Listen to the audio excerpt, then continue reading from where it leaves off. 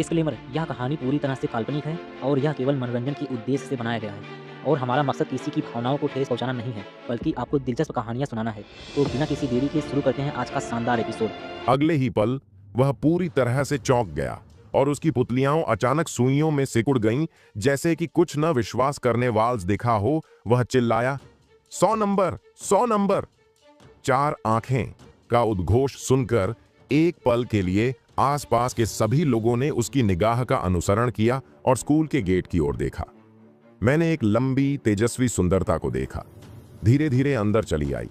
लड़की लगभग 17 या 8 साल की थी, लगभग 5 फीट की। और जब उसने चारों ओर देखा तो वह 2 लंबे पैरों को देखने वाली पहली पर्सन थी। भले ही वे जीन्स में लिपटे हुए थे, फिर भी वे कल्पनाशील थे। दृष्टि की रेखा बदल गई।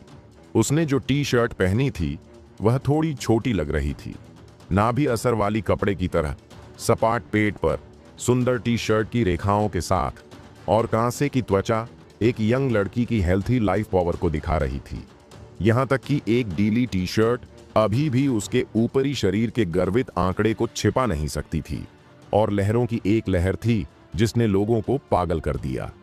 जब यह लड़की दिखाई दी तो खेल के मैदान में लगभग आधे लड़कों ने उस पर ध्यान केंद्रित किया, और यहां तक कि कई शारीरिक शिक्षा शिक्षकों ने भी सीधे देखा। और उसका रूप पारंपरिक इंडियन सुंदरता नहीं है, बल्कि एक पश्चिमी सुपरमॉडल के गर्म स्वभाव के साथ, विलो भौहों और फीनिक्स आंखों के साथ। और उसकी भौहें थोड़ी उठी हुई हैं, जो लोगों को एक विरोध करने की भावना दे रही है, एक जंगली और मजबूत ओनो बिल्ली की तरह। लेकिन सबसे ज्यादा ध्यान आकर्षित करने वाली चीज उसके मोटे होंठ हैं, जिन पर लिपस्टिक लगे हुए लगते हैं, जो धूप में चमकते हैं, जो आपको उसे चूमने के लिए मजबूर करते हैं। जंगली, हॉट। मुझे डर है कि सभी लड़के पहली बार उसे देखते ही इन 2 शब्दों के बारे में सोचेंगे, या तो उसे जीते या उसके द्वारा जीते जाएं। अरे, ये लड़की भी समय की बहुत पाबंद है। वह फिगर, ऐसा लगता है कि वह कुपोषित है, और मुझे बाद में मेकअप करने के लिए न्यूट्रिशन एक्सप्रेस की एक बोतल खरीदनी होगी, रोहित ने कहा। हाँ, उससे तुलना करें, हमारी क्लास में काव्या इसे बिल्कुल भी नहीं देख सकती। उत्तर प्रदेश हाई स्कूल में भी इस लेवल पर बहुत कम सुंदरियां हैं। मुझे डर है कि केवल स्कूल की सबसे सुंदर लड़की रिया ही उसकी बराबरी कर सकती है। हालांकि उसकी और रिया की बनावट पूरी तरह से अलग है। अगर रिया हिम पहाड़ों पर एक बर्फ का कमल है, तो यह पवित्र और सुंदर है, और इसे केवल दूर से देखा जा सकता है और इसके साथ खिलवाड़ नहीं किया जा सकता है। फिर वह तेज हवा में लहराता हुआ मधुर गुलाब है, जंगली और गर्म, हर आदमी के दिल में सबसे आदिम इच्छा को जगाता है। लेकिन इस समय वहां पर हर कोई अचानक प्रकट हुई हॉट सुंदरता की पहचान के बारे में बहुत खुश था। वे निश्चित हो सकते हैं कि वह जरूर से Uttar Pradesh number 1 middle school की स्टूडेंट नहीं है, नहीं तो इस लेवल की सुंदरता एडमिशन के पहले दिन स्कूल में सनसनी बन जाती। क्या यह एक ट्रांसफर स्टूडेंट है? रोहित ने उम्मीद भरी नजर से कहा। अगर तुम हमारी क्लास में ट्रांसफर हो सकती हो तो यह बहुत अच्छा होगा। हे रोहित, हर दिन इतनी हॉट सुंदरी को देखकर मुझे डर है कि तुम्हारा मन क्लास में जाने का नहीं है, और तब तक दूसरी परीक्षा देना ही काफी होगा। चार आंखें चिढ़ाती हैं। यह क्या बकवास है? अगर तुम चपरासी के नीचे मर जाओ तो तुम भूत बन सकते हो। लंबी सुंदरी के आने के बाद उसने इधर उधर देखा, जैसे किसी को ढूंढ रही हो। अचानक उसकी आंखें चमक उठीं और वह सीधे उस कोने की ओर चली गई जहां आयान, रोहित और दूसरे लोग थे। यह दृश्य देखकर रोहित ने कहा, देखो, सुंदरी आ गई है। क्या वह मेरी ओर नहीं देख रही है? बहुत समझदार। मैं सच में रात में जुगनू हूं, चाहे कितनी भी कमजोरी क्यों ना हो। मैं चमकदार रोशनी को छिपा नहीं सकता। जैसे ही यह बात सामने आया, आसपास के सभी लोगों ने उल्टी का भाव बनाया, और चार आंखों ने और भी बेरहमी से मजाक किया। चलो रोहित, तुम ये मत करो और आईने में देखो। वह सुंदरता इतनी अंधी है आपको देखने में सक्षम होने के लिए। जब हर कोई बात कर रहा था तो लंबी सुंदरता आखिरकार उनके पास आई। फिनिक्स आंखों की जोड़ी ने भीड़ में सीधे आयान को देखा। तीखी निगाहों को महसूस करते हुए आयान थोड़ा बालों के पीछे से झांक कर देख रहा था। हालांकि सामने जो लड़की खड़ी थी उसकी खूबसूरती को देखकर आयान को अचानक कुछ जाना पहचाना सा महसूस हुआ। लेकिन उसे याद नहीं आ रहा था कि उसने उसे पहले कहाँ देखा था। कुछ देर तक वे दोनों एक दूसरे को बड़ी बड़ी आंखों से घूरते रहे। कमरे में सन्नाटा था और माहौल थोड़ा अजीब हो गया था। बस तभी जब आयान कुछ पूछने ही वाला था, उस सुंदर लड़की ने अपने लाल होंठ थोड़े खोले और एक हैरान कर देने वाली बात कह दी। ठीक है पति पिता, आप भी यहाँ क्यों हैं? अच्छा पति? आयान को उस सुंदरी का यह संबोधन किसी बिजली की तरह लगा, जैसे सबके कानों में गूंज गया हो। क्या? यह सुनकर आयान भी हक्का बक्का रह गया और हकलाते हुए बोला, सुंदर लड़की, तुम कौन हो? क्या हम एक दूसरे को जानते हैं? तुम? आयान की मासूम आंखों को देखकर लड़की गुस्से से पीली पड़ गई। उसने आयान की तरफ इशारा करते हुए कहा, अच्छा पति, तुमने मुझे भुला दिया। कल रात पहाड़ की तलहटी में तुमने किसी के साथ वैसा किया और फिर चले गए। अब एक रात के बाद तुम सब भूल गए? क्या तुम कोई मछली हो जिसे बस 7 सेकंड की याददाश्त होती है? यह सुनकर आसपास खड़े सब लोगों ने एक गहरी सांस ली। सबके चेहरे पर हैरानी थी और सबकी नजरें आयान पर टिक गईं, जैसे वो अब किसी तूफान के बीच खड़ा हो। एक पल में जैसे किसी ड्रामा का क्लाइमैक्स हो गया। अकेला लड़का, एक रहस्यमयी लड़की, एक सुनसान पहाड़ी और एक भावुक रात। अब लड़की सामने खड़ी थी, लेकिन लड़का एकदम अनजान बनकर खड़ा था। इसी समय आयान ने सामने खड़ी लड़की की असली पहचान समझ ली और जल्दी से बोला, आप हेलो किट्टी हैं। आह, मेरा मतलब है मिस सानवी। Hello kitty. सुनते ही सानवी का चेहरा लाल हो गया और उसने गुस्से जैसी आंखों से आयान को घूरा। उसने बेइंतहा गुस्से में अपने पैर जमीन पर दबा दिए। लेकिन जिस बात ने उसे और भी गुस्सा दिलाया वो ये थी कि आयान ने उसे पूरी तरह से भुला दिया था। और तो और उसकी अब भी का रिएक्शन बिल्कुल नेचुरल लग रही थी, जैसे वो सच में नहीं जानता, जैसे कोई चाल नहीं चल रहा हो। इस बात ने सानवी के आत्मसम्मान को और भी चोट पहुंचाई।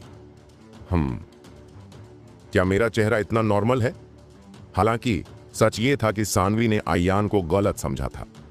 कल रात उसने गहरा स्मोकी मेकअप किया हुआ था, होंठों पर बड़ा लाल रंग था और उसने एक टाइट चमड़े की जैकेट पहनी थी, एकदम फिल्मी स्टाइल।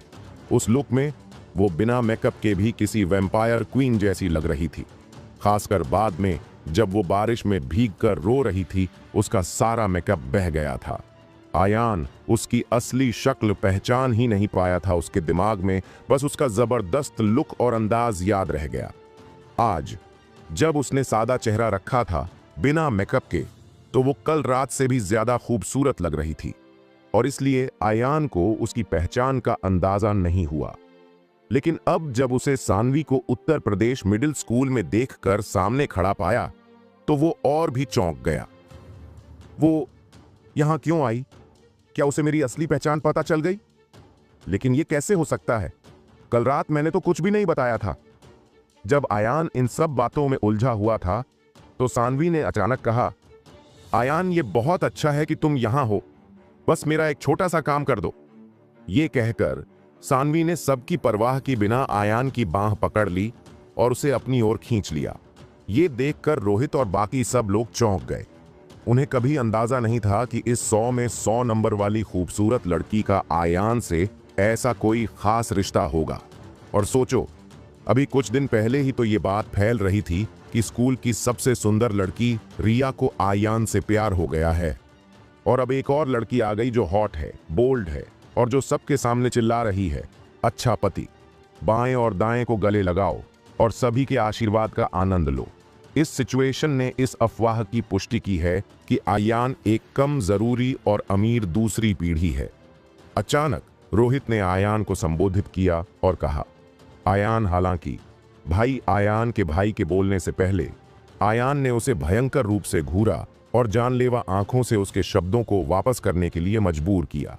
आयान जानता था कि इस सिचुएशन में अगर सानवी को पता चला कि उसने कल रात उसे धोखा दिया था तो वह शायद उससे सीधे लड़ेगी।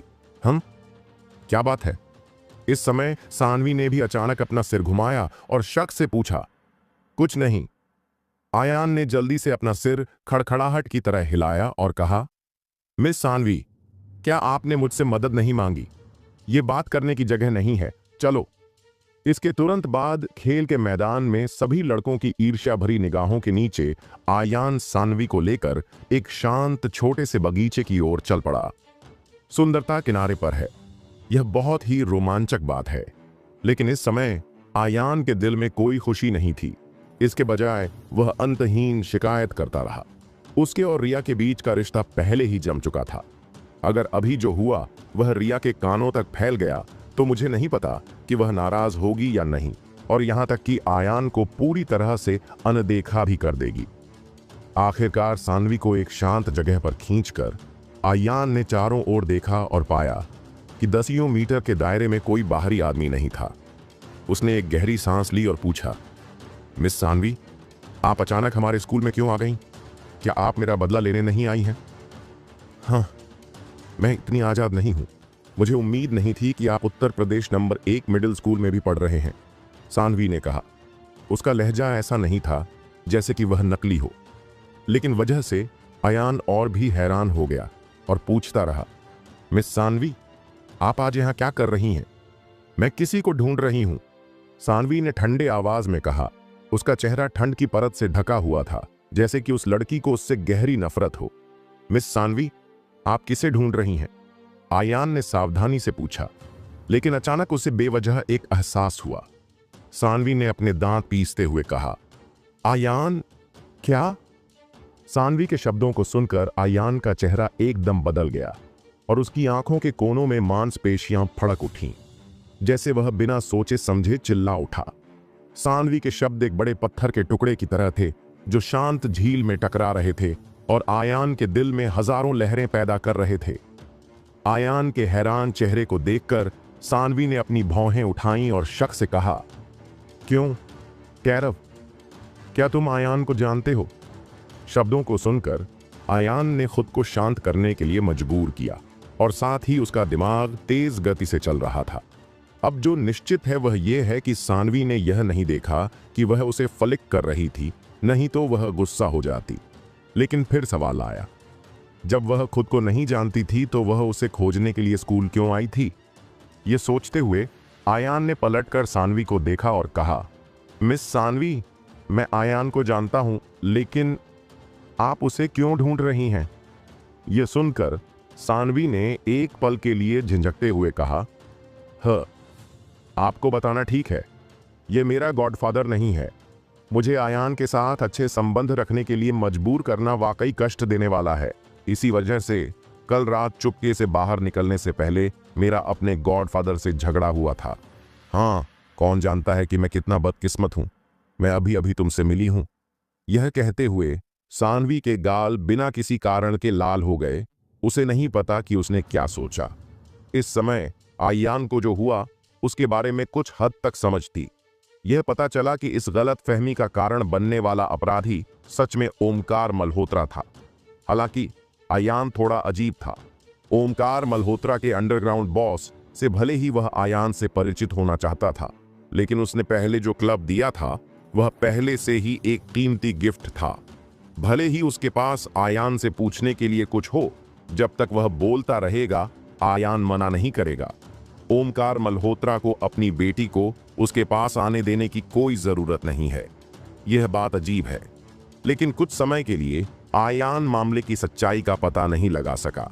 इस समय सानवी ने कहा, कैरव, जब तक तुम मुझे आयान से मिलने ले जाओगे, मैं कल मेरे साथ की गई तुम्हारी बुरी बातों के लिए तुम्हें दोषी नहीं ठहराऊंगी। मैं देखना चाहती हूँ जिसकी मेरे गॉडफादर ने आकाश तक बड़ाई की थी, आयान सच में कैसा दिखता है। जैसे ही उसने यह कहा, आयान के मुंह पर एक असहाय मजाकिया मुस्कान दिखाई दी। इस सिचुएशन में वह आयान को कहां से बुलाएगा?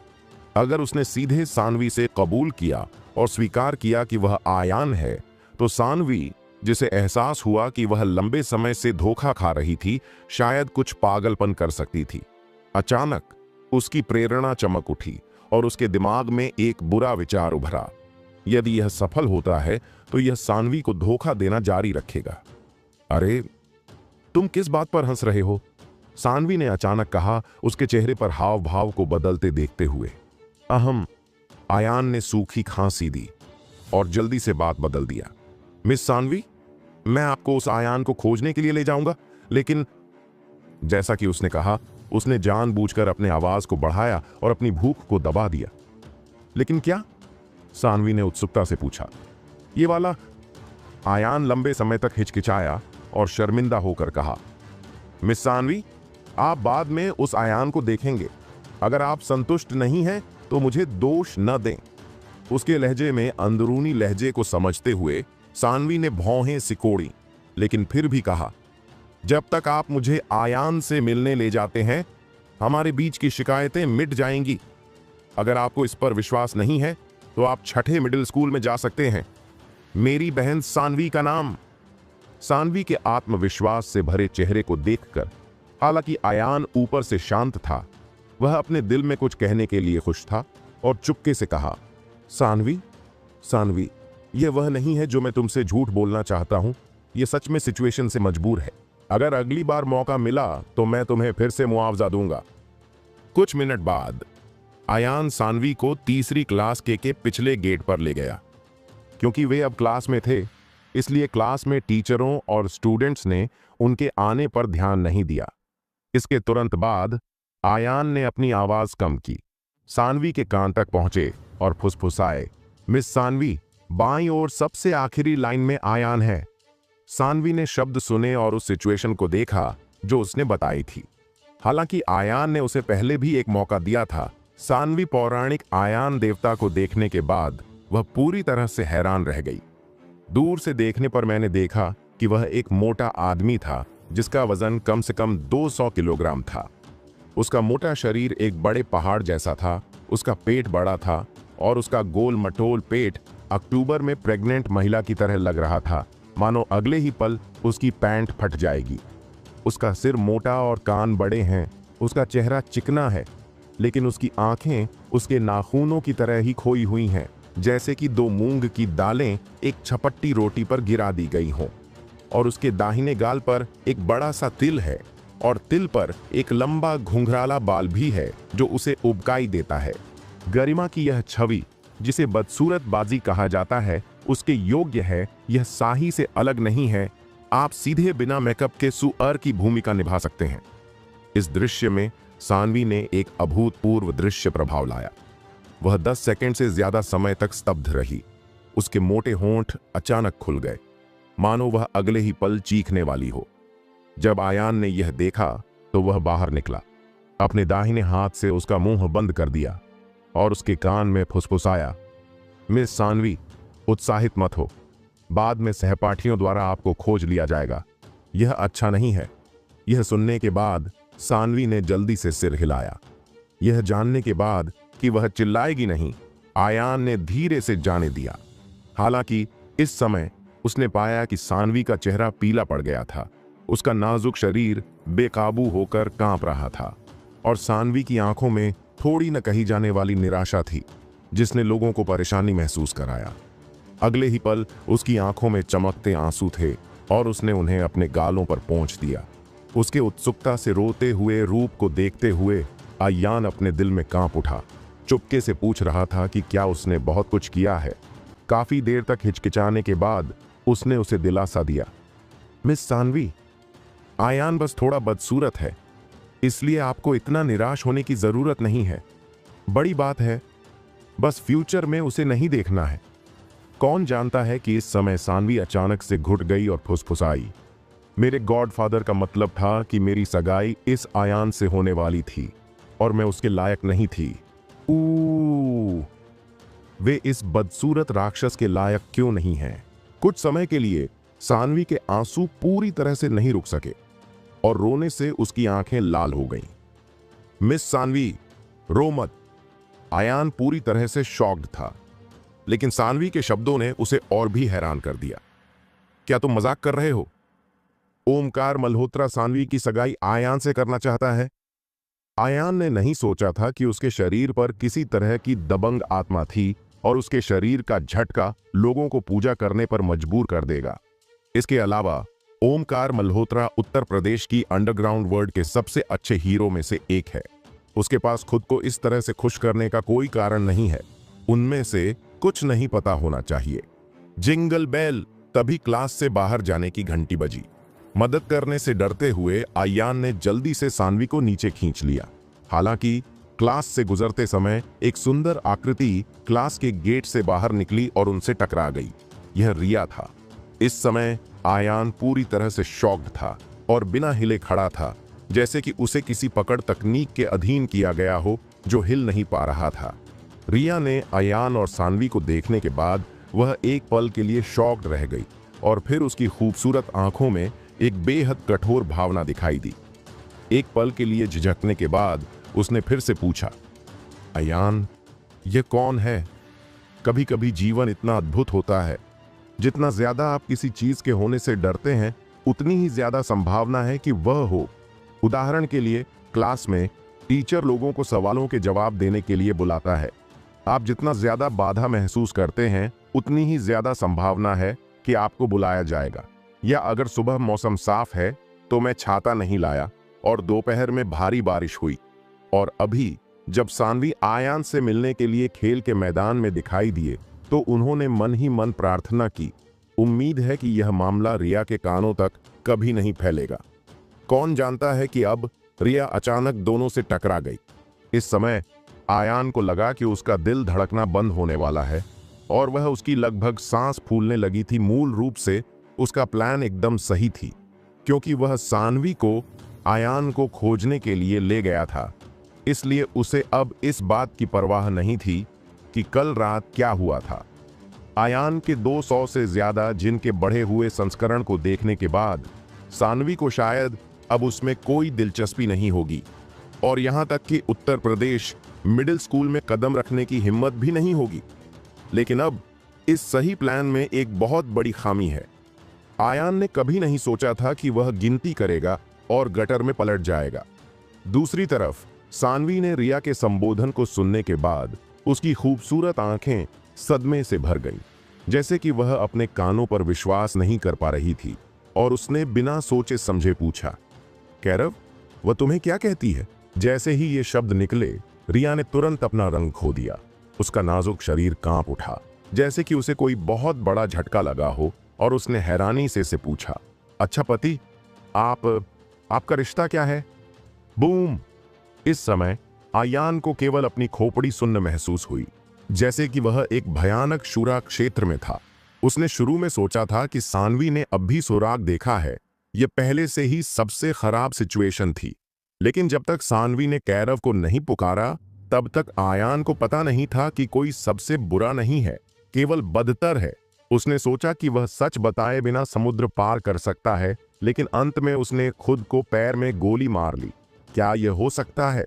क्या यह सानवी को धोखा देने के लिए भगवान की सजा है?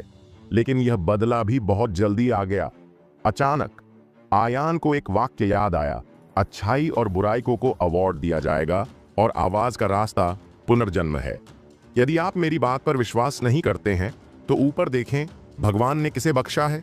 इस समय रिया और सानवी ने एक दूसरे को एक साथ देखा। दोनों लड़कियां राष्ट्रीय सौंदर्य और आवाजगीय सुगंध के लेवल पर अद्भुत सुंदरियां हैं।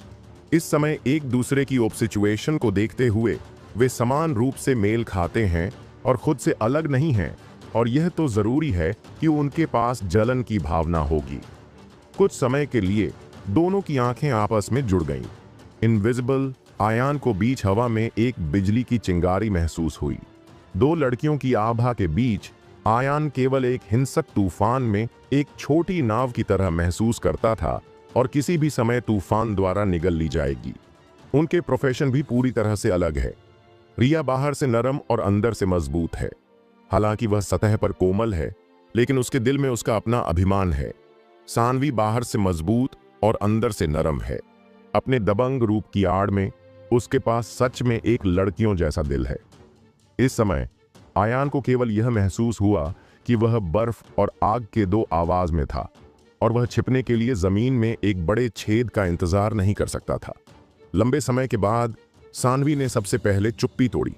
आयान को देखा, अपने दांत पीसते हुए कहा, कैरव, क्या तुम मुझसे झूठ बोल रहे हो? तुम आयान हो?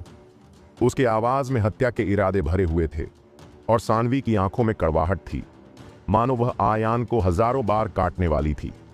दूसरी तरफ रिया के खोल जैसे दांतों ने उसके निचले होंठ को काट लिया, मानो वह किसी पीड़ा को सह रही हो। उसकी खूबसूरत आंखों में आंसू झिलमिला रहे थे।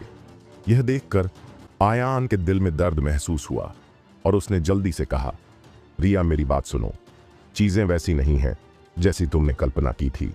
हालांकि रिया ने इस पर विश्वास नहीं किया और आयान को बोलने का कोई मौका नहीं दिया और बिना पीछे देखे भाग गई। आयान जानता था कि अगर वह अब पकड़ लेता है तो चाहे वह कुछ भी कहे, यह और भी ज्यादा अंधेरा हो जाएगा।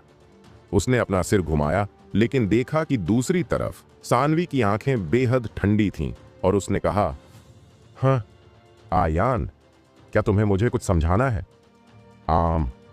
आयान ने अजीब तरह से खांसी। यह देखकर कि मामला पूरी तरह से उजागर हो गया था, उसने अब इसे छिपाना नहीं छोड़ा। उसने मुस्कुराते हुए कहा, मिस सानवी, दरअसल मेरा आपसे झूठ बोलने का कोई इरादा नहीं था, मैं बस आपके साथ थोड़ा खुलना चाहता था। यह एक मजाक है। मजाक? सानवी की भौहें तन गई थीं और ज्यादा गुस्से के कारण उसकी छाती हिल रही थी, लेकिन आयान के पास सुंदरता की सराहना करने का समय नहीं था। आयान, मैं तुमसे पूछती हूं, कैरव कौन है? क्या यह नाम तुमने बनाया है? आयान लंबे समय तक हिचकिचाया, लेकिन सच्चाई से समझाने का रास्ता चुना और धीरे से कहा, मिस सानवी, आप इस नाम को कुछ और बार कह सकते हैं। सानवी ने अपने चेहरे पर एक शक के भाव के साथ शब्दों को सुना। उसके सिंदूरी होंठ थोड़े खुले, सफेद दांतों और छोटी गुलाबी जीभों की 2 लाइन दिखाई दी और खुद से बुदबुदाया, कैरव कैरव, अच्छा बूढ़ा पिता।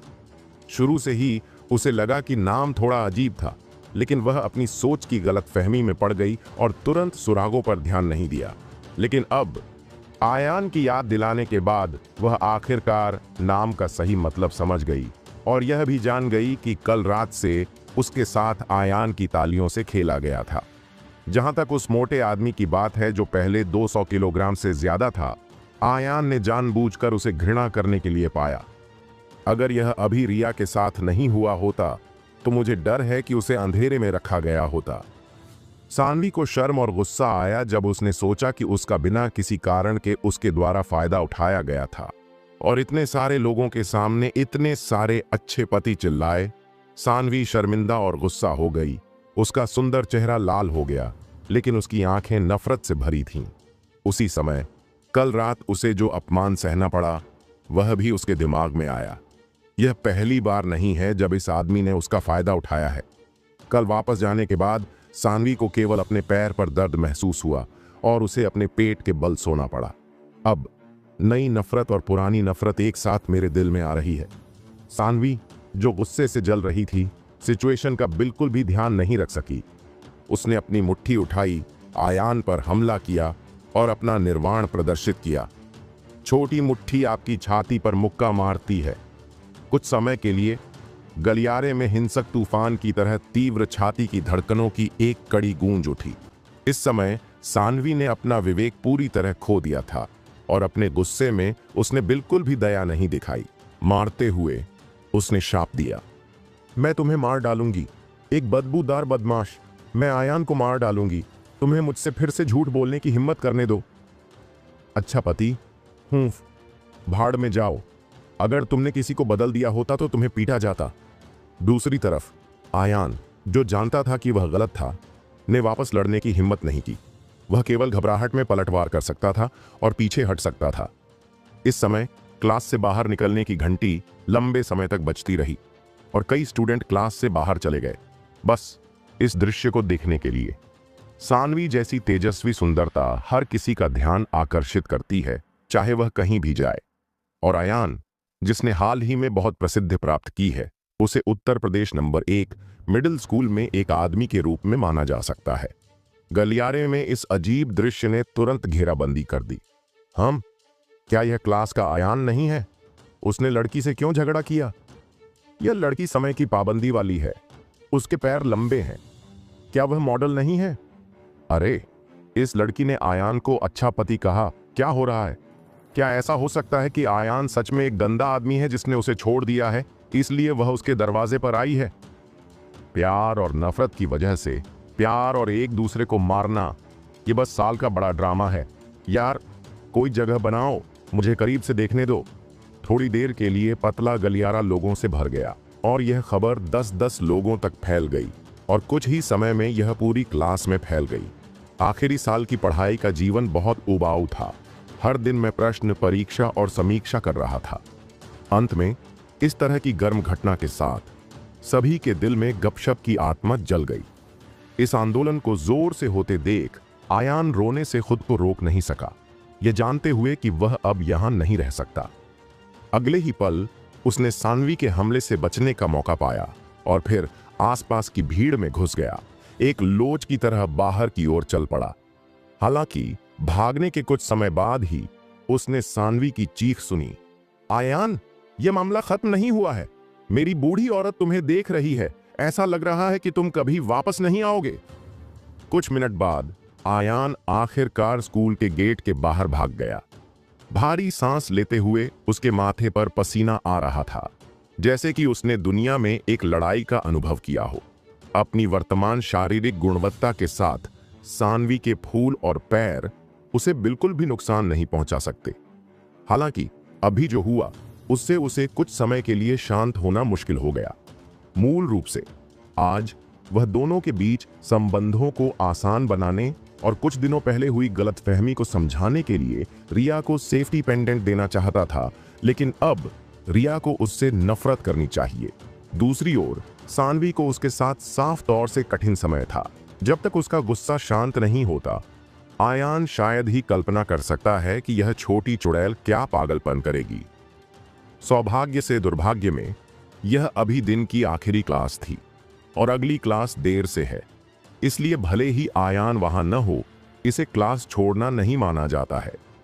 लेकिन इसमें कोई शक नहीं है कि पिछले तूफान के बाद उसका नाम पूरे ग्रेड में फैल जाएगा और रात के खाने के बाद सभी के लिए बातचीत का एक संसाधन बन जाएगा। आहा। इस समय उसके कान में वीरतापूर्ण हंसी की बौछार हुई। ये मिस्टर विदुरदेव थे। मुझे चक्कर आ रहा है। बूढ़े विदुरदेव, मैं पहले से ही जल चुका हूं। तुम अभी भी मेरा मजाक उड़ाने के मूड में क्यों हो? आयान ने बेबसी से कहा। उसका चेहरा कड़वाहट से भरा हुआ था। आयान, देवता के पास आपकी प्रेजेंट परेशानी को पूरी तरह से हल करने का एक तरीका है, बूढ़े विदुरदेव ने मुस्कुराते हुए कहा। आयान की आंखें चमक उठीं जब उसने ये शब्द सुने। उसके लिए महान अमर आत्मा विदुरदेव बस एक सर्वशक्तिमान पहचान है। चूंकि महान अमर आत्मा विदुरदेव ने इतने आत्मविश्वास से कहा, यह पॉसिबल होना चाहिए। विदुरदेव, तरीका क्या है? आयान ने उम्मीद से पूछा। अरे आयान, मैं देख रहा हूं कि सानवी नाम की गुड़िया लड़की भी दुनिया में सबसे सुंदर है। आप बस उसे और रिया को एक साथ एक घर में रख सकते हैं। न केवल यह समस्या को हल कर सकता है, बल्कि इसमें बहुत सुंदरता भी है। महान अमर आत्मा विदुरदेव ने मजाक किया। जैसे ही यह टिप्पणी सामने आई, आयान के दिल में 10,000 घास और कीचड़ के घोड़े दौड़ पड़े। उसने कभी उम्मीद नहीं की थी कि महान अमर आत्मा विदुरदेव इतना अपमानजनक होगा। पूरे दिन इस तरह की चीजों के बारे में सोचता रहेगा और पहले तो उसे रिया के साथ फिट होने का लालच दिया और अब वह उसे दो सुंदरियों को एक साथ रखने का आग्रह कर रहा है। आप जानते हैं, इंडिया एक एकांगी देश है। भले ही लड़की तैयार हो, कानून वर्ग इसकी अनुमति नहीं देता है। कौन जानता था कि उसके विचार तुरंत महान अमर आत्मा विदुरदेव द्वारा समझे गए थे। महान अमर आत्मा विदुरदेव ने तिरस्कार के साथ कहा, पंडित आयान, हमारे अमर साधक और धर्मनिरपेक्ष दुनिया के कानून का हम पर क्या प्रभाव पड़ता है? इसके अलावा देवता द्वारा दिए गए सुझाव सभी आपके अपने भले के लिए हैं। मानवीय संबंधों का ऐसा मामला, इससे बचने के लिए क्या है? उस समय सम्राट के पास 3000 शाही पत्नियां होती थीं। 2 बहनों ने सम्राट से उनकी पत्नियों के रूप में विवाह किया, जो कि और भी एक कहानी है। और देवता ने आपका चेहरा बहुत पहले ही देख लिया है। उनके जीवन में सुंदर फूल खिलने तय हैं, अनगिनत विश्वास पात्र हैं। भले ही आप छिपाना चाहें, आप इससे बच नहीं सकते। इसे ईमानदारी से स्वीकार करना बेहतर है। महान अमर आत्मा विदुरदेव ने जो कहा, उसे सुनकर आयान को शक लग रहा था, यह नहीं जानते हुए कि यह सच था या नहीं। लेकिन अंत में उसने फिलहाल इन चीजों के बारे में नहीं सोचने का फैसला किया। अब सबसे जरूरी बात अपनी ताकत में सुधार करना है। जैसे ही उसने यह सोचा, आयान उस आध्यात्मिक झरने में अभ्यास करने के लिए क्लब हाउस जा रहा था। बूम! हालांकि इसमें ज्यादा समय नहीं लगा। शहर पीपुल्स अस्पताल से गुजरते समय मैंने पास ही एक कार की गर्जना सुनी। अगले ही पल एक विस्तारित मेबैक 160 गज से ज्यादा की गति से अस्पताल के प्रवेश द्वार की ओर भागती हुई आई। धक्का! एक कठोर ब्रेक ध्वनि के बाद मेबैक अस्पताल के दरवाजे पर रुकी और फिर सामने का दरवाजा खुल गया। सूट और चमड़े के जूते पहने दो आदमी पीछे की सीट पर पहुंचे और एक अधेड़ उम्र के आदमी को नीचे उतारा। दूर से देखने पर अधेड़ उम्र का आदमी लगभग 40 वर्ष का था। उसके चेहरे पर इंडियन अक्षर, पूरा आसमान, खुला आसमान और लंबी नाक थी। वह एक अमीर चेहरा था। बस अब वह बेहोश हो गया है। उसका चेहरा पीला पड़ गया है। उसका शरीर थोड़ा और बेजान हो गया है और उसे नहीं पता कि क्या हुआ है। सूट पहने दो आदमी उसके अधीनस्थ होने चाहिए। वे जल्दी से मिडिल एजेड के आदमी को इमरजेंसी वार्ड में वापस ले गए और उसी समय चिल्लाए, डॉक्टर, डॉक्टर कहाँ है? आओ और लोगों को बचाओ। यह मूल रूप से सिर्फ एक छोटा सा प्रकरण था और आयान ने बहुत ज्यादा ध्यान नहीं दिया। लेकिन अचानक महान अमर आत्मा विदुरदेव ने उससे कहा, आयान, आगे जाकर देखो। हाँ? बूढ़े विदुरदेव, क्या गड़बड़ है? क्या कुछ गड़बड़ है? आयान ने उत्सुकता से पूछा। मिडिल एजेड के आदमी ने अपनी बाईं कलाई पर एक कंगन पहना है। मुझे इसमें विचार की शक्ति महसूस होती है। हालांकि यह बहुत शक्तिशाली नहीं है, यह बहुत शुद्ध है और एक जादुई हथियार होना चाहिए। महान अमर आत्मा विदुरदेव ने जो कहा, उसे सुनकर आयान का दिल हिल गया। तावीज, जैसा कि नाम से पता चलता है, यह डॉक्टरों द्वारा उपयोग किया जाने वाला एक उपकरण है। इसमें कुछ विशेष प्रभाव होते हैं और यहां तक कि इसमें संरचनाओं को उकेरा जाता है। पुरानी गली में पहले आवाज और पृथ्वी के खजाने को खोजने के लिए तपस्वी भैरव द्वारा इस्तेमाल किया गया कंपास और जादुई लकड़ी की तलवार, जिसे उसने पहले ही निकाल लिया था, सभी को जादुई कलाकृतियां माना जाता था। हालांकि जादुई हथियार का वह लेवल विदुरदेव की आंखों में बिल्कुल भी प्रवेश नहीं कर सकता। इन दिनों विदुरदेव को हिला देने वाली एकमात्र चीज 7 सितारा लोंगयुआन तलवार थी। अब उसे एक और जादुई हथियार मिला जिसने आयान को उत्सुक कर दिया। तब वह इमरजेंसी रूम में चला गया। इस समय इमरजेंसी रूम में एक गड़बड़ थी और कई डॉक्टर मिडिल एजेड के आदमी के चारों ओर इकट्ठा हुए और परीक्षण करने के लिए उन्नत उपकरणों का उपयोग किया। हालांकि कुछ ही मिनटों के भीतर प्रमुख डॉक्टर ने सूट पहने दो लोगों से गंभीरता से कहा, दो, आप कौन मरीज हैं? सचिव, ड्राइवर, दोनों ने अलग अलग कहा। मरीज के परिवार के बारे में क्या? डॉक्टर ने फिर से पूछा। यहां आने के रास्ते में, सचिव ने कहा। डॉक्टर, राष्ट्रपति कैलाश को क्या हुआ है? आपको उसे बचाना होगा। अरे! अचानक डॉक्टर ने चुपचाप आह भरी, लेकिन उसने सचिव को देखने से डरते हुए दूसरी ओर देखा और चुप रहा। डॉक्टर, आप बात कर रहे हैं, सचिव चिल्लाया, लेकिन डॉक्टर की रिएक्शन को देखकर उसके दिल में कुछ गलत होने का एहसास हुआ। अरे, मैं आपको बता सकता हूं, इस मरीज को अचानक ब्रेन हेमरेज हुआ था। मस्तिष्क पैरेन्काइमा में रक्त वाहिका फट गई और उपकरण द्वारा बड़े पैमाने पर रक्तस्राव का पता चला। अब वह इलाज के लिए सबसे अच्छा समय चूक गया है और कोई इलाज नहीं है। बदलाव का पालन करें, तुरंत रोगी के परिवार से संपर्क करें और अंतिम संस्कार की तैयारी करें। तथाकथित इंट्रासेरेब्रल रक्तस्राव गैर दर्दनाक मस्तिष्क पैरेन्काइमा में रक्त वाहिकाओं के टूटने के कारण होने वाले रक्तस्राव को संदर्भित करता है और रक्तस्राव के बाद रक्तचाप काफी बढ़ जाता है। नैदानिक लक्षण अक्सर कुछ मिनटों से लेकर कुछ घंटों में चरम पर होते हैं और तीव्र मृत्यु दर 30 से 40% होती है। इस सिचुएशन में भले ही इंडिया के टॉप ब्रेन डॉक्टर रोगी पर क्रैनियोटॉमी करने के लिए यहां हों, बचने की कोई संभावना नहीं है।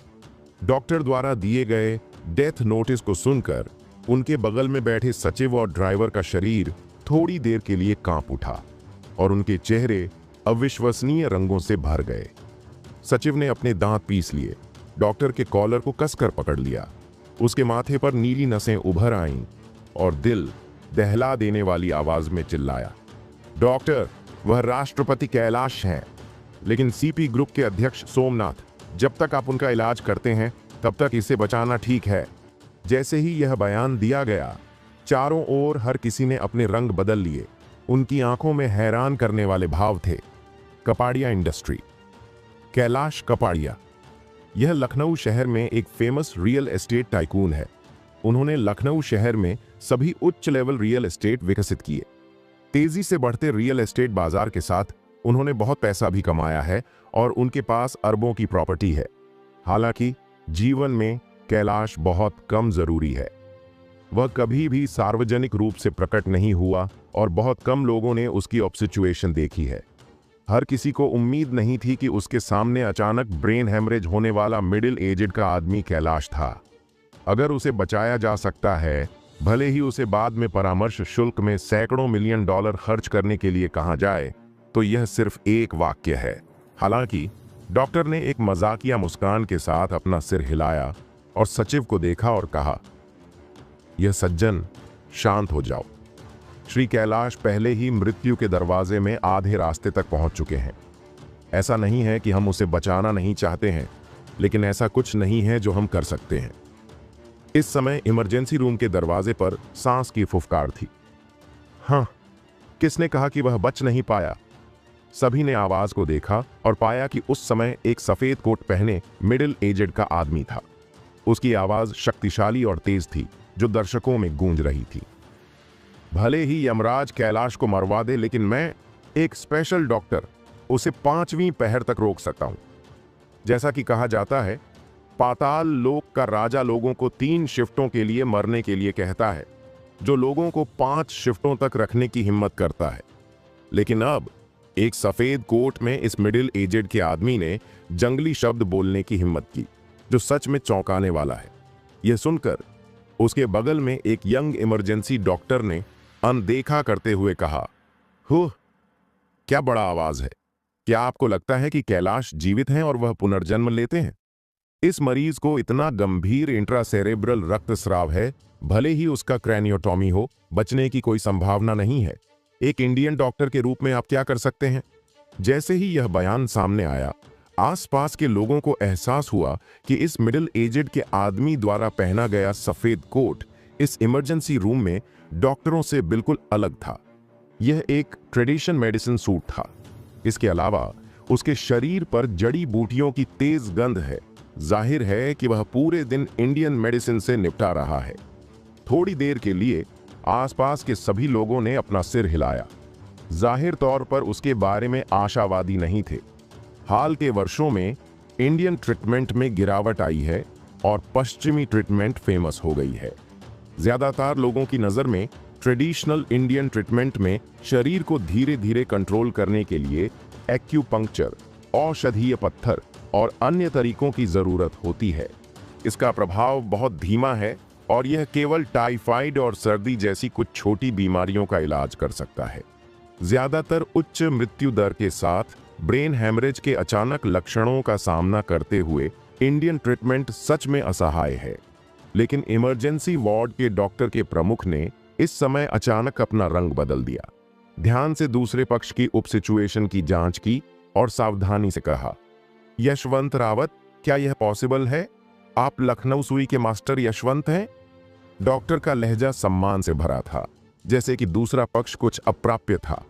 यह नीचे है। यशवंत रावत ने अपना सिर उठाया और कहा। हालांकि उनका रिएक्शन सतह पर शांत थी, लेकिन उनके लहजे में गर्व का संकेत था। यह पता चला है कि मास्टर यशवंत यहाँ हैं। अपमानजनक है। यह बहुत अच्छा है कि आप आ सकते हैं। इस तरह ये रोगी सच में बच सकता है, इमरजेंसी डॉक्टर ने जोर से कहा।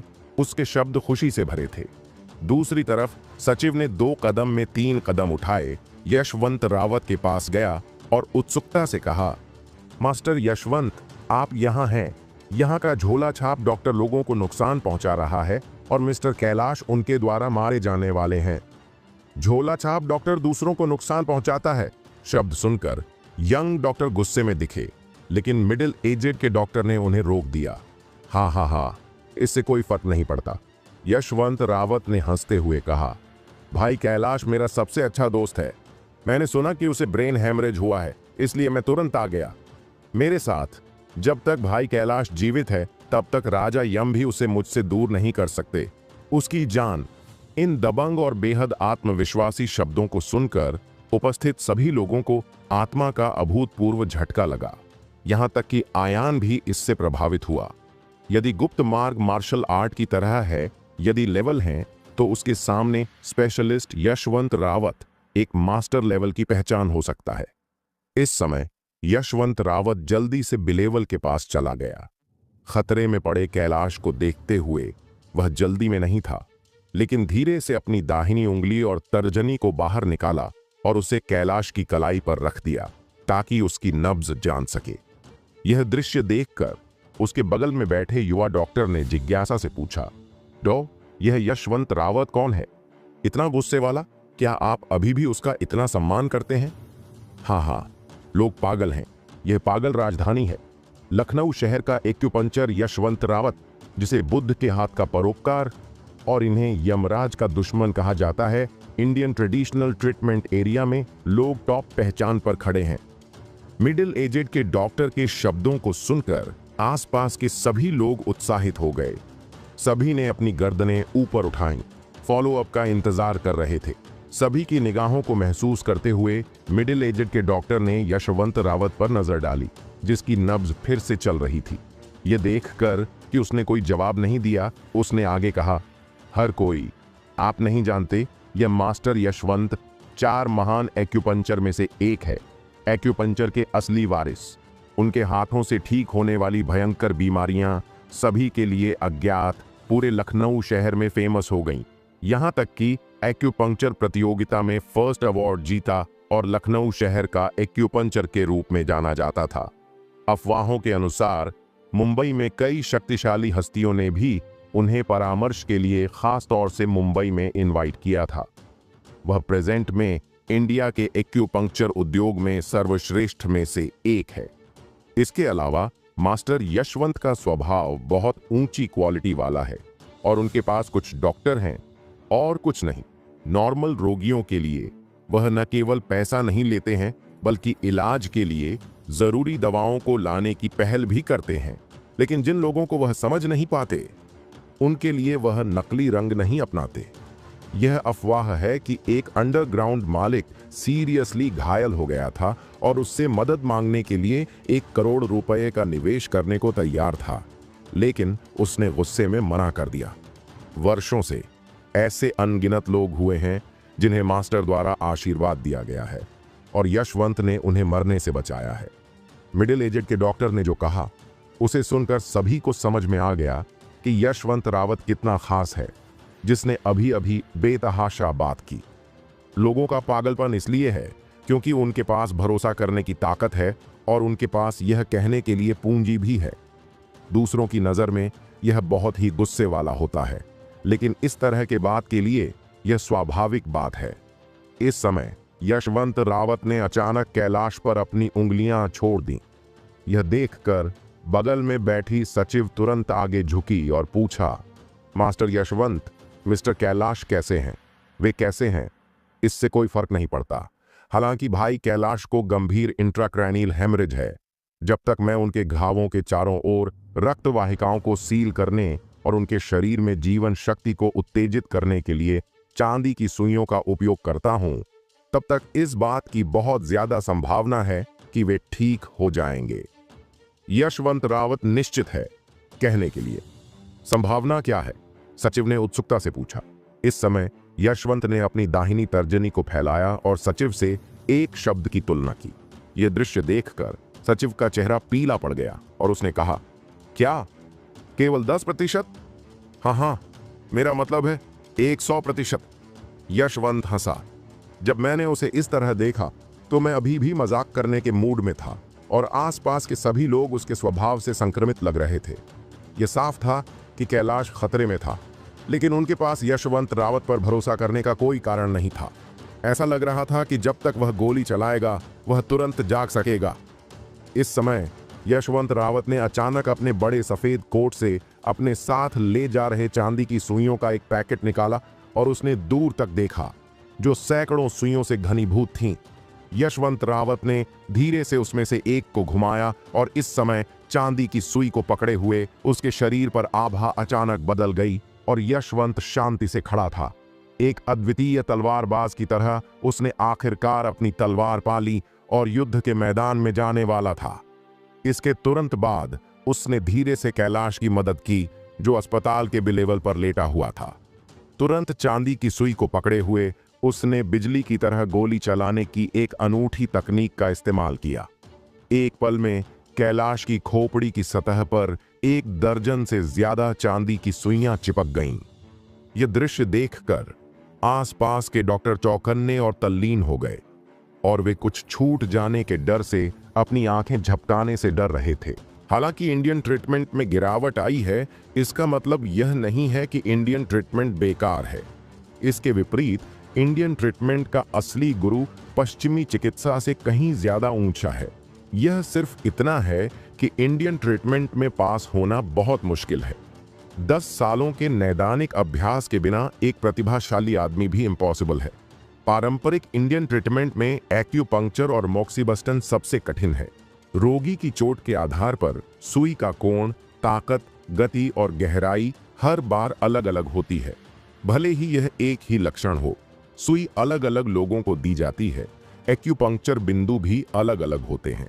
अभी अभी मिडिल एजेड के डॉक्टर ने परिचय दिया है कि यशवंत रावत ने जो महारत हासिल की है वह बोधि सुई है, जो 4 महान सुइयों में से एक है। इस समय ये डॉक्टर इससे कुछ चुराने की कोशिश कर रहे हैं।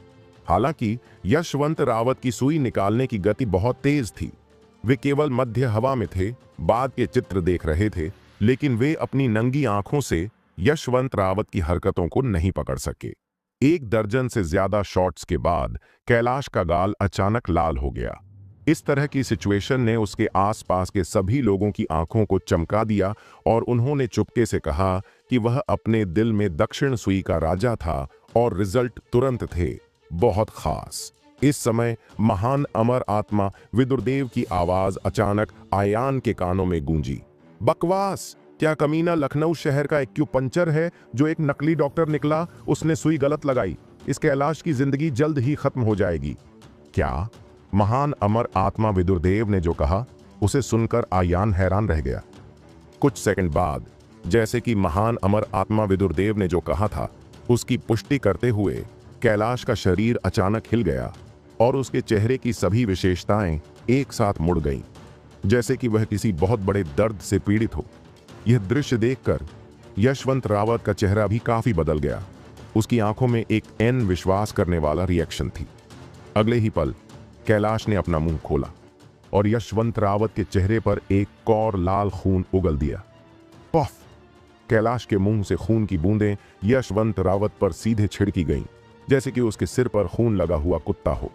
यहां तक कि उसका सफेद कोट भी थोड़ा लाल बेर की तरह गिर गया, शर्मिंदा दिख रहा था। इस समय कैलाश अभी भी नहीं जागा। इसके बजाय उसके चेहरे पर बेजानपन का स्पर्श था, जैसे कि एक पैर मौत के दरवाजे में चला गया हो और ऐसा लग रहा था कि हवा का प्रवेश कम और हवा ज्यादा हो। जब यशवंत रावत ने यह देखा तो वह 5 या 6 कदम पीछे हट गया।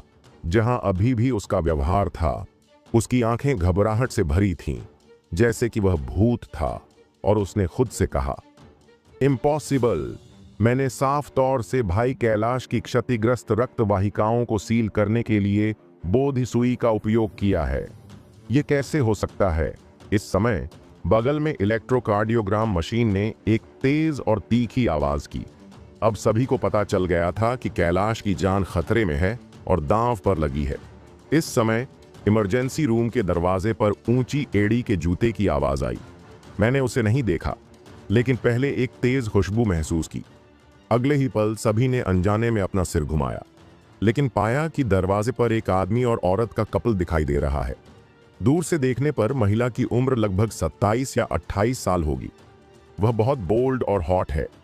उसके ऊपरी शरीर पर टाइट शर्ट जाहिर तौर पर एक साइज छोटी है।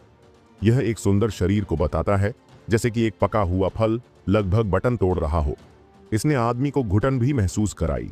निचले शरीर ने फर से बनी एक छोटी स्कर्ट पहनी हुई है, जिसमें 2 खूबसूरत काले रेशमी पैर, पूर्ण बछड़ा एक युवा महिला की मोटाई के साथ और पैरों पर आसमान से नफरत की एक जोड़ी 10 सेंटीमीटर से ज्यादा की हील्स के साथ दिखाई दे रही है। अगर यह ड्रेस सड़क पर चल रही हो तो इसके पलटने की दर लगभग 100% है। हाथ में वह नए हेमीज प्लैटिनम बैग ले जा रही है जिसकी कीमत 6 नंबर्स की है, जो एक साधारण सफेद पोश एम्प्लाई के 1 साल के सैलरी से ज्यादा है। दिखने के मामले में हालांकि उसकी तुलना रिया और अनवी रॉय की तेजस्वी सुंदरता से नहीं की जा सकती है, फिर भी उसे सुंदरता के रूप में माना जा सकता है। हालांकि उसकी भौहों के बीच एक आकर्षक और मनमोहक रूप था। उसकी आंखों के कोने थोड़े मुड़े हुए थे और उसके लाल लाल होंठ लोगों को एक प्राकृतिक एहसास दे रहे थे। पहली नजर में वह एक तेज तर्रार महिला थी। यदि कोई टीवी सीरीज फिल्म रही हो तो यह महिला बिना मेकअप के विक्स की छवि को पूरी तरह से निभा सकती है। और उसके बगल में उसी उम्र का एक युवक है, एक सूट, गोरी त्वचा, सुंदर रूप, काफी हद तक कमल राष्ट्रीय फूल जैसा। केवल पतली और लंबी त्रिकोणीय आंखों की जोड़ी समय समय पर ठंडी रोशनी के साथ फूटती है, जिससे लोगों को एक भयावह और चालाक एहसास होता है। दोनों के प्रकट होने के बाद ग्लैमरस महिला बिलेवल के पास दौड़ी और बिना होश के रोने में चिल्लाई, ओह प्रिय, तुम्हारे साथ क्या बात है? मुझे डराओ मत। यह देखकर कैलाश के सचिव ने जल्दी से उन्हें मना लिया। मैडम, आप पहले उठो और मास्टर यशवंत को मिस्टर कैलाश का इलाज करने दो। इस समय त्रिकोणीय आंखों वाला आदमी भी बिलेवल पर चला गया। ग्लैमरस महिला का समर्थन करने के लिए अपना हाथ बढ़ाया और राजी किया। स्टेप मदर, चिंता मत करो पिता जी रेन, भगवान का आशीर्वाद है, साथ ही मास्टर यशवंत यहाँ हैं, यह ठीक होना चाहिए। सौतेली माँ। यह नाम सुनकर उसके बगल में बैठा आयान एक पल के लिए शॉक्ड रह गया। एक पल के लिए सोचने से पहले उसने लोगों के बीच के रिश्ते को समझना चाहा। वह ग्लैमरस महिला कैलाश की पत्नी होनी चाहिए। हालांकि दोनों के बीच उम्र का अंतर इतना ज्यादा है कि वह निश्चित रूप से असली जोड़ी नहीं होगी। वह कैलाश की पत्नी होनी चाहिए और त्रिकोणीय आंखों वाला वह आदमी कैलाश का बेटा होना चाहिए। लेकिन आयान को फिर से थोड़ा अजीब लगा। अगर वह कैलाश की पत्नी होती तो उसे आने में इतनी देर कैसे हो सकती थी? इसके अलावा वह इतने शानदार तरीके से तैयार थी जैसे कि वह किसी प्रेमी के साथ मिलने जा रही हो। खासकर 10 सेंटीमीटर से ज्यादा ऊंची एड़ी के जूते बिल्कुल भी तेज नहीं चल सकते। यह बिल्कुल थोड़ा अजीब लग रहा है। इस समय ग्लैमरस महिला ने यशवंत रावत को बगल से देखा और घबराकर पूछा, मास्टर यशवंत, मेरे पति की हालत क्या चल रही है? अरे! अचानक यशवंत रावत ने चुपचाप आह भरी, अस्पताल के बिलेवल पर राख की तरह पड़े कैलाश पर नजर डाली और ग्लैमरस महिला से कहा, भाभी, यशवंत शर्मिंदा है। भाई कैलाश, वह, मुझे डर है कि वह इसे कुछ मिनटों तक नहीं रोक सकता। ऊपर। अंत में यशवंत रावत की आवाज घुट गई। अपराध बोध, झुंझलाहट, पछतावा, मेरे दिल में कई भावनाएं उठीं। हालांकि यशवंत रावत को नहीं लगा कि उसकी एक्यूपंक्चर तकनीक में कुछ गड़बड़ है, लेकिन वह आखिरकार कैलाश को बचाने में विफल रहा, जिससे उसके पूरे प्रोफेशन की ऊर्जा और आत्मा अचानक ढह गई, जैसे कि वह कई साल का हो। यशवंत रावत ने जो कहा उसे सुनने के बाद ग्लैमरस महिला की आंखों में खुशी की चमक थी। बाद में उसे लगा जैसे उसने कुछ नोटिस किया हो। उसने अपने हाथ से अपना चेहरा ढक लिया और अस्पताल के बिलेवल के किनारे लेट गई, रोते हुए। प्रिय, अगर तुमने जाने दिया तो मैं क्या करूं? ओह ओह। हालांकि वह आंसुओं से रो रही थी। अपने हाथों से अपना चेहरा ढकने के हाव भाव के साथ लोग उसकी आंखों में नजर नहीं देख सके, लेकिन आयान के नजरिए से वह अभी भी देख सकता था कि इस समय उसके मुंह के कोने थोड़े ऊपर उठे हुए थे और एक खसखस जैसी शातिर मुस्कान खिल गई थी। यह मुस्कान सर्द है। दूसरी ओर त्रिकोणीय आंखों वाला आदमी प्लॉप के साथ अपने घुटनों पर गिर गया। उसकी लाल आंखें दुख को वापस पकड़ रही थीं और उसने हर शब्द कहा, पिता जी, आपने हमेशा समझदारी से काम किया है। आपने अपने पूरे जीवन में इतनी मेहनत की है और आप खुशी का आनंद लेंगे। मुझे उम्मीद नहीं थी कि आप इस तरह से चले जाएंगे, लेकिन निश्चिंत रहें, मैं आपसे वादा करता हूं, मैं कभी भी हमारी कंपनी को अपने हाथों से खत्म नहीं होने दूंगा, जिसे आपने बड़ी मेहनत से बनाया है। मैं आपको विश्वास दिलाता हूं कि सीपी ग्रुप मेरे हाथों में आपको आकाश में आराम देने के लिए ज्यादा चमक पैदा करने में सक्षम होगा। त्रिकोणीय आंखों से इन शब्दों को सुनकर आयान थोड़ा उदास हो गया और उसे ज्यादा गलत महसूस हुआ। उसके शब्दों की लाइनों से आयान को दुख का कोई निशान महसूस नहीं हुआ, लेकिन वह सीपी समूह के बारे में बात करता रहा, जैसे कि वह पदभार संभालने के लिए इंतजार नहीं कर सकता था। इसके तुरंत बाद त्रिकोणीय आंखें सुंदर महिला की तरफ चली गईं, उसका साथ दिया और एक गहरी आवाज में बोली, मां, आप दुखी और बदली बदली सी लग रही हैं। ज्यादा दुखी मत होइए और अपने शरीर को नुकसान मत पहुंचाइए। भले ही पिता अब नहीं रहे, मैं उनकी तरफ से आपकी देखभाल करूंगा। किसी वजह से आयान को हमेशा लगता रहा कि त्रिकोणीय आंखें और वो चमकदार महिला एक दूसरे को कुछ अलग नजरों से देख रही हैं, जैसे उनके बीच कोई समझ या टकराव हो। बेशक आयान यहां अपना असली मकसद नहीं भूला है। अगर कैलाश ऐसे ही मर गए तो हो सकता है कि जादुई हथियार आयान के हाथ तक ना पहुंचे। एक पल के लिए सोचने के बाद आयान ने अचानक एक कदम आगे बढ़ाया और यशवंत रावत से बोला, मास्टर यशवंत, क्या आप चाहते हैं कि मैं कोशिश करूं? कोशिश करो? किस चीज की कोशिश? आयान की बात सुनकर यशवंत रावत ने थोड़ा हैरान होकर पूछा। आयान ने अस्पताल के ऊपरी हिस्से की तरफ इशारा करते हुए कैलाश की ओर उंगली उठाई और सीरियस आवाज में बोला, बिल्कुल, मिस्टर कैलाश को बचाने की कोशिश। जैसे ही ये बात उसने कही, पास खड़े सभी लोग उसे हैरानी से देखने लगे। अब तक सब उसे अनदेखा कर रहे थे। किसी को उम्मीद नहीं थी कि ये लड़का अचानक कुछ ऐसा कह देगा जो चौंकाने वाला हो। यशवंत रावत, जिसने अभी कुछ ही देर पहले कैलाश की मौत की घोषणा कर दी थी, अब वो चुप था। इसका मतलब क्या ये नहीं निकाला जाए कि आयान का इलाज करने का तरीका यशवंत रावत से भी बेहतर हो सकता है? यशवंत रावत कुछ बोल पाते, इससे पहले ही बगल में खड़े त्रिकोणीय आंखों वाले आदमी ने गुस्से में देखा और कहा, लड़के, तुम कौन हो? यहां क्यों आए हो? जल्दी से यहां से निकल जाओ। ये सुनते ही सब लोग एक दूसरे को देखने लगे। किसी को नहीं पता था कि आयान कौन है और वो इस इमरजेंसी रूम में क्यों मौजूद है। इस समय आयान ने त्रिकोणीय आंखों की तरफ देखा और ठंडी आवाज में बोला, मैं यहां जाहिर है मिस्टर कैलाश का इलाज करने आया हूं। आप बहुत घबराए हुए लगते हैं। क्या ऐसा नहीं है कि आप नहीं चाहते कि मिस्टर कैलाश होश में आए? जैसे ही उसने ये कहा, त्रिकोणीय आंखों वाले के चेहरे पर थोड़ी घबराहट आ गई, लेकिन अगले ही पल उसने खुद को सख्त बना लिया और आयान की तरफ उंगली उठाकर चिल्लाया, ऐसे इल्जाम मत लगाओ। तुम्हारे सिर पर ठीक से बाल भी नहीं है और न ही कोई डॉक्टर की डिग्री। तुम मेरे पिता का इलाज कर भी सकते हो। अगर कुछ गलत हुआ तो कौन जिम्मेदार होगा? और फिर मास्टर यशवंत ने जब जवाब दे दिया है तो तुम क्या कर लोगे? हाँ, वैसे भी आप सबको तो लग रहा है कि मिस्टर कैलाश अब नहीं बचेंगे।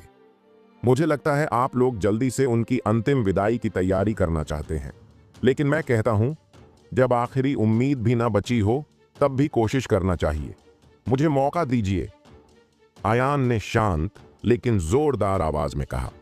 उसकी आवाज बहुत तेज नहीं थी, लेकिन उसमें भरोसा था, जैसे कोई अपने शब्दों में दम रखता हो। थोड़ी देर के लिए सबकी निगाहें सिर्फ उसी पर टिक गईं। बाहर से देखने पर वो कोई 17-18 साल का लड़का लगता था। उसने Uttar Pradesh number 1 middle school की ड्रेस पहनी हुई थी और ऊपर से उसका डॉक्टर से कोई लेना देना भी नहीं दिखता था। हालांकि उसने जो अभी कहा उसमें कुछ सच्चाई तो है। एक मरे हुए घोड़े को भी जिंदा करने वाला डॉक्टर होता है। वैसे भी अब तो कैलाश एक पैर से मौत के दरवाजे में कदम रख चुके हैं। आयान कितना भी कोशिश कर ले, इससे ज्यादा बुरा तो कुछ हो नहीं सकता। तो फिर उसे कोशिश करने दो, चाहे उम्मीद कम ही क्यों ना हो। अगर कोई चमत्कार हो जाए तो। इस समय यशवंत रावत ने एक कदम आगे बढ़ाया। उसकी तेज निगाहें आयान की तरफ गईं, जैसे उसकी आत्मा के अंदर झांक रही हों। लेकिन आयान बिल्कुल नहीं घबराया। उसका सिर ऊंचा था और उसने बिना किसी झिझक या घमंड के यशवंत रावत की आंखों में आंखें डालकर देखा। कुछ देर के लिए दोनों के बीच का माहौल एक जैसा ताकतवर हो गया।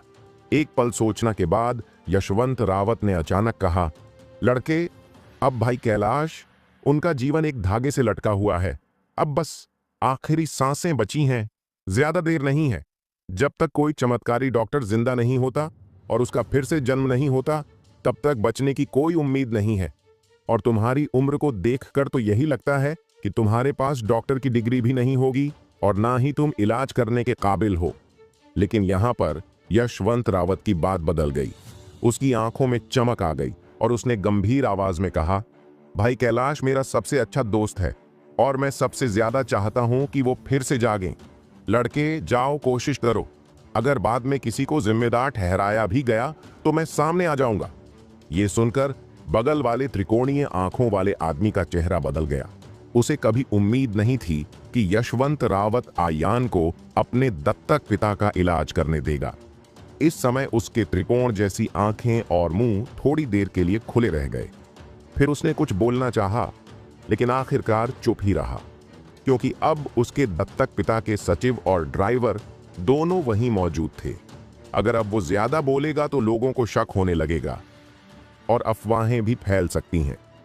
इस मजबूरी में वो चुप हो गया, लेकिन उसकी पतली आंखों में सांप जैसी ठंडी चमक दिख रही थी, एक दुश्मनी की तरह, और वो आयान को घूर रहा था। अब सबकी नजरों के सामने आयान अस्पताल के ऊपरी हिस्से के पास पहुंचा। उसने अपने हाथ कैलाश के सिर पर रखे और अब वो अपने शरीर में छुपी है नीले अजगर की ताकत को इस्तेमाल करने वाला था उन्हें ठीक करने के लिए।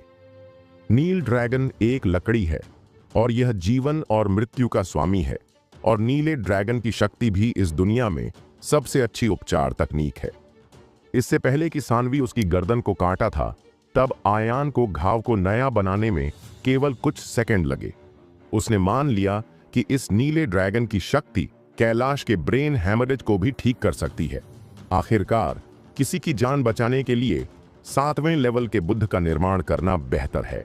हालांकि इस समय महान अमर आत्मा विदुरदेव की आवाज अचानक सुनाई दी। आयान एज्योर ड्रैगन की ताकत सच में रहस्यमय है, लेकिन अब मरीज की चोट को नकली डॉक्टर ने और भी बदतर बना दिया है। मुझे डर है कि कुछ ही मिनटों में काला और सफेद अस्थायित्व दरवाजे पर आ जाएगा। मारने के लिए आओ, अकेले एज्योर ड्रैगन की ताकत बिल्कुल भी मदद नहीं करेगी। विदुरदेव, मुझे क्या करना चाहिए? आयान ने उत्सुकता से पूछा। आहा, देवता यहाँ हैं। बच्चे की जान की बात तो छोड़ ही दीजिए। अगर वह आता भी है तो उसे देवता के लिए घुटने टेकने होंगे। महान अमर आत्मा विदुरदेव की आवाज अचानक दबंग और अभिमानी हो गई, जो अमर पीढ़ी की ताकत दिखा रही थी। आयान, यह देवता आपको डू एयर की भगवान सुई पर पारित करेगा। जब तक आप इस भगवान सुई को सीखते हैं और एज्योर ड्रैगन की ताकत के साथ सहयोग करते हैं, आप बीमार आदमी के शरीर की जीवन शक्ति को बढ़ावा दे सकते हैं, जीवन शक्ति को फिर से जीवंत कर सकते हैं और मृतकों को वापस ला सकते हैं। जैसे ही आवाज गिरी, आयान ने महसूस किया कि एक शक्तिशाली बल तुरंत उसकी भौहों में इंजेक्ट किया गया था। अनगिनत ज्ञान की बाढ़ उसके दिमाग में जबरदस्ती घुस गई।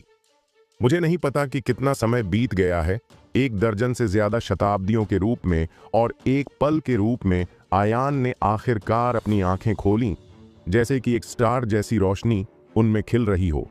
हालांकि क्योंकि वह भीड़ की ओर अपनी पीठ किए हुए था, किसी ने उसकी विचित्रता पर ध्यान नहीं दिया। वह कैलाश के अस्पताल के बिलेवल के सामने खड़ा था, एक लकड़ी के आदमी की तरह बिना हिले डुले। यह दृश्य देखकर त्रिकोणीय आंखों और ग्लैमरस महिला के चेहरे पर तिरस्कार का एक स्पर्श दिखाई दिया। उनके विचार में भले ही आयान जैसा कोई परिवर्तनशील आदमी सामने आए, लेकिन कैलाश की मौत के अंत को बदलना मुश्किल होगा। यहां तक कि लखनऊ शहर का एक्यूपंक्चर यशवंत रावत भी असहाय है। एक बालों वाले लड़के के रूप में वह क्या चमत्कार कर सकता है? न केवल वे दोनों, बल्कि इमरजेंसी रूम में लगभग सभी लोग आयान के बारे में ज्यादा नहीं सोचते थे, केवल इतना कि वह एक बेशर्म बच्चा था। अगर यशवंत रावत ने बोलने की पहल नहीं की होती और उसे कोशिश करने देने के लिए तैयार होता, तो हॉस्पिटल उसे कभी मौका नहीं करने देता। इस समय आयान अचानक मुड़ा और यशवंत रावत से कहा, मास्टर यशवंत, क्या मैं एक बार इस्तेमाल के लिए चांदी की सुई उधार ले सकता हूं? क्या? यह सुनकर यशवंत रावत ने अपनी भौहें उठाईं और उसका चेहरा आश्चर्य से भर गया। उसे उम्मीद नहीं थी कि आयान एक इंडियन ट्रीटमेंट बिजनेसमैन निकला जो एक्यूपंक्चर का उपयोग करता है।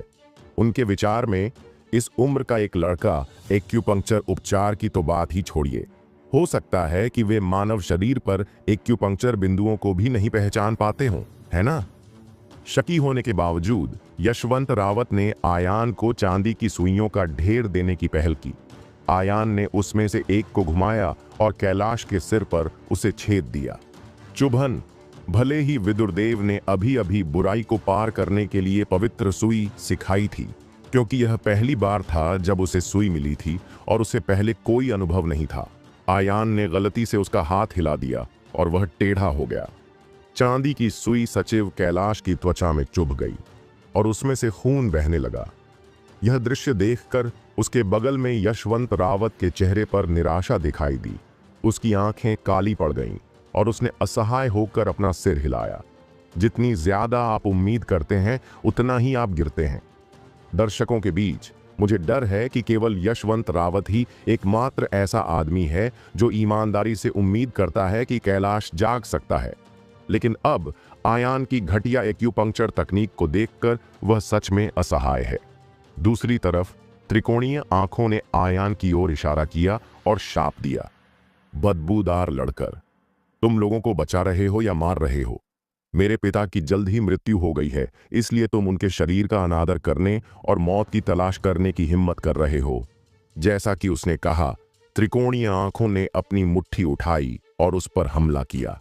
जब आयान ने शब्द सुने तो वह थोड़ा मुड़ा। उसकी जीभ वसंत की गड़गड़ाहट के साथ फट गई। उसने अपने शरीर में आंतरिक ऊर्जा को इस शब्द में इकट्ठा किया और मैदान में गड़गड़ाहट की तरह विस्फोट किया। त्रिकोणीय आंखें जो अभी अभी मार झेल कर उठी हैं, उस झटके से मेरे कान की झिल्ली तक हिल गई। मेरी छाती भरी भरी सी लग रही है, जैसे किसी ने दिल को अदृश्य बड़े हाथों से कसकर पकड़ लिया हो। मैं ठीक से सांस भी नहीं ले पा रहा और मेरा शरीर जैसे जम गया हो, हिल नहीं पा रहा हूं। इस वक्त त्रिकोणीय आंखों वाले ने घबराई नजरों से आयान की आंखों में देखा। उसमें अब आगे बढ़कर कोई हरकत करने की हिम्मत नहीं बची थी। और वहीं आयान, जो अपने हाथ में चांदी की सुई पकड़े हुए था, उसकी पूरी मौजूदगी बदल गई। वाह! अगले ही पल उसने आखिरकार सुई फिर से निकाल ली। उसकी कलाई फड़क उठी और दर्जनों चांदी की सुइयां कैलाश के सिर की ओर उड़ चलीं, जैसे कोई परी फूल बिखेर रही हो। गति चकाचौंध करने वाली है और बस एक पल में कैलाश के सिर पर एक्यूपंक्चर बिंदु चांदी की सुइयों से भर गए हैं। यह कैसे पॉसिबल है? यह दृश्य देखकर यशवंत रावत की पुतलियां अचानक सिकुड़ गईं। उसका चेहरा न विश्वास करने वाले रंग से भर गया और उसने कहा, यह उड़ती हुई सुई है। निर्मल आदमी उत्साह को देखता है, अंदर का आदमी द्वार की ओर देखता है। एक्यूपंक्चर में सबसे कठिन काम सुई को छेदना है।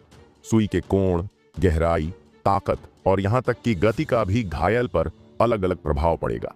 यहां तक कि यशवंत रावत भी सुई लगाते समय बेहद सावधान रहता है और उसे चांदी की सुई को कसकर पकड़ना चाहिए।